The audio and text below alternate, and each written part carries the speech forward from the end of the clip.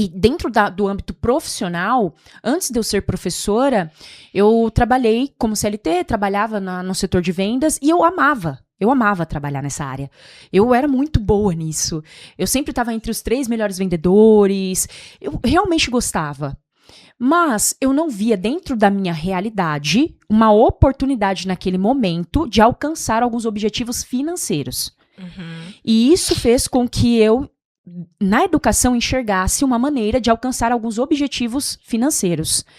E eu segui muito nisso, direcionado pelos meus pais. A minha mãe é professora, ela se formou. A minha mãe, ela terminou os estudos já depois dos 30 anos. Ela fez supletivo e aí ela foi uma das primeiras a se formar na família. Na verdade, da família dela, ela foi a primeira a ter ensino superior.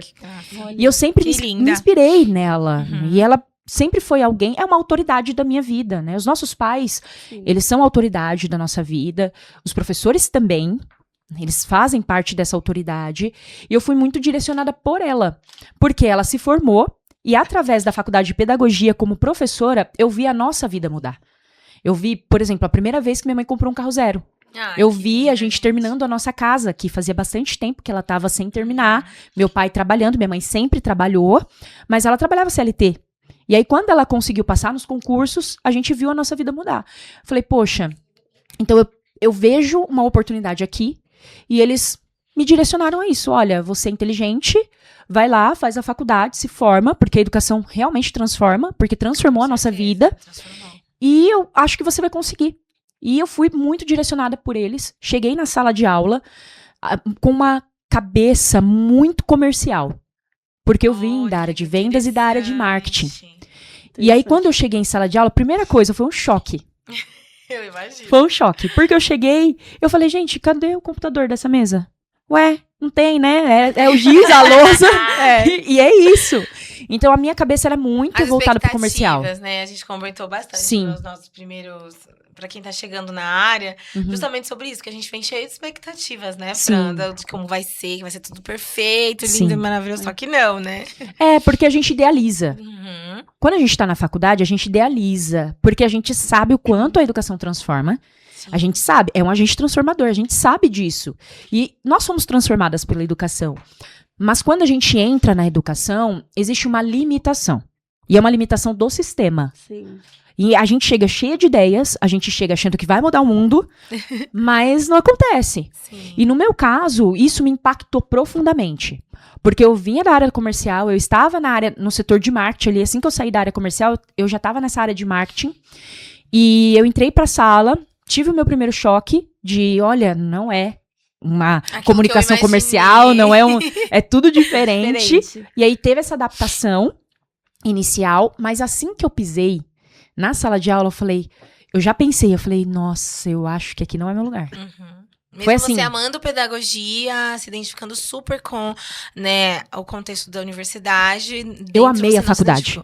Sim. Eu amei. Eu amo estudar filósofos, eu amo estudar pensadores.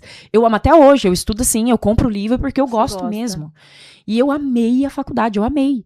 Eu falei, nossa, é um conteúdo que eu gosto muito de psicologia. E eu falei, nossa, eu amei, eu acho que é a minha área quando eu tava ali na faculdade. Mas quando eu entrei em sala, é muito diferente. Eu acho que o impacto pra mim, assim, foi muito forte, sabe? E eu pensei, eu não acho que seja aqui. Mas eu vou tentar, né? Eu não vou desistir. Já fiz a faculdade. Na sala de aula você ficou? 7 anos. 7 anos. 7 anos.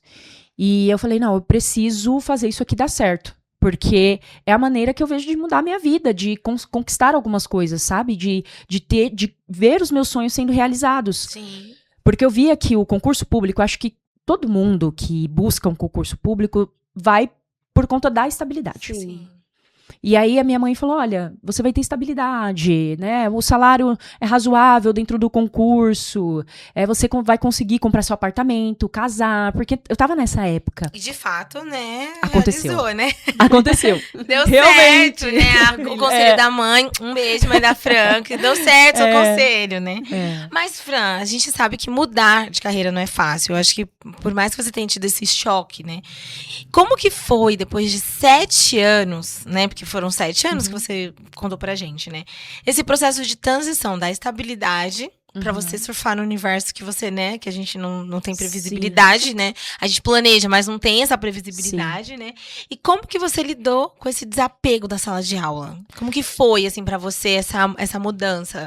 Porque foi gradual? Como que você fez? Como você se organizou? Porque eu acho que às vezes a pessoa tem medo porque não vê meio que uma luz no fim do túnel. Meu Deus, eu vou sair daqui e vou fazer o quê? Como é que... Dá uma dica pra gente, assim, pra galera que tá querendo, assim, né? Ensaiando essa mudança. Como se organizar? Como se preparar, até internamente mesmo, esse deslocamento mesmo, porque é uma mudança grande, né? Grande, né? Porque você vai em busca da estabilidade, você tá em busca daquilo, aí você conquista aquilo. Foi o que aconteceu comigo, eu conquistei aquilo.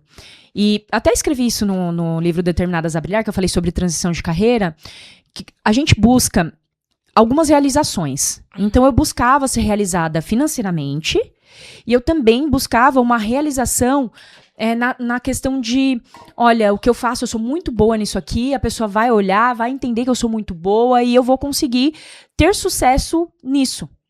E dentro da sala de aula, eu senti que chegou uma hora que eu senti que eu podia mais, que eu conseguiria mais, só que eu estava limitada.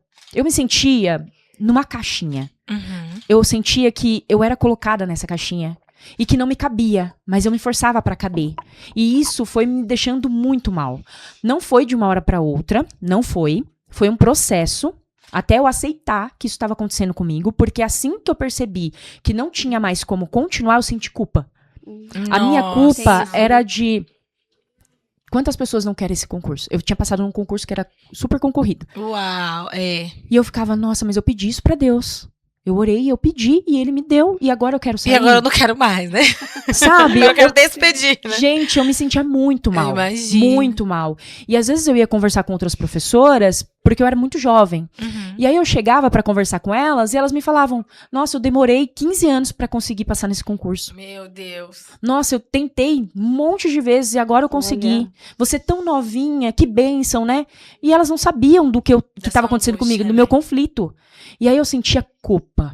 E aí eu falei, tá, ok, eu vou continuar tentando. Nesse vou continuar tentando foi que eu fiquei os 7 anos. Mas que eu percebi que eu não queria continuar em sala de aula foi desde o primeiro dia. Foi antes, desde o Uau. começo. Eu acho que né? desde o começo eu sabia que o meu chamado era para educação. Né? A gente fala, né? Quem é cristão fala que é o dom de mestre, né? O dom de... E eu acho que eu tenho realmente esse dom. Eu tenho essa facilidade em me comunicar e conseguir ensinar as coisas de maneira didática e tudo. Mas não era na sala de aula. E a minha transição, ela aconteceu quando eu percebi isso. Eu percebi que eu estava limitada, que eu estava dentro de uma caixinha, que eu estava inserida em um sistema, que eu não tinha controle e que para eu continuar nesse sistema eu precisava caber. Tem uma pensadora que eu amo, que ela diz assim, o diferente não pertence. Uau. E eu me sentia muito diferente. E eu não pertencia. E isso É meio a história do patinho feio, né? o diferente não pertence. E é isso. E eu era diferente. Por quê? Primeiro, eu era jovem. A maioria das colegas eram mais velhas. E isso, querendo ou não, já gerava ali um certo... Desconforto, né? Elas conversavam de coisas que muitas vezes eu não conseguia conversar. Estavam em sabe? outras fases também, né? Eu ia falar um meme, por exemplo, da risada, elas não entendiam, e ficava aquela coisa esquisita. E eu tentava ali, até que eu tive algumas colegas que chegaram quase da mesma idade que eu, a gente conseguiu ali criar uma amizade muito forte. Isso me ajudou. Ajuda tanto Me as ajudou. amizades, né, Fran? A continuar, porque eu queria sair, eu não tinha coragem, eu sentia culpa, eu não estava realizada, profissionalmente eu não estava mais realizada, porque eu sentia mesmo que eu podia mais. Financeiramente, querendo ou não, o salário ele era fixo, eu sabia quanto eu ia receber, mas eu sabia que eu podia mais. Eu podia ir além, né? Que eu podia ir além daquele salário. Até tentei dobrar, fui para outras prefeituras, mas não era para mim. Não era para mim. Eu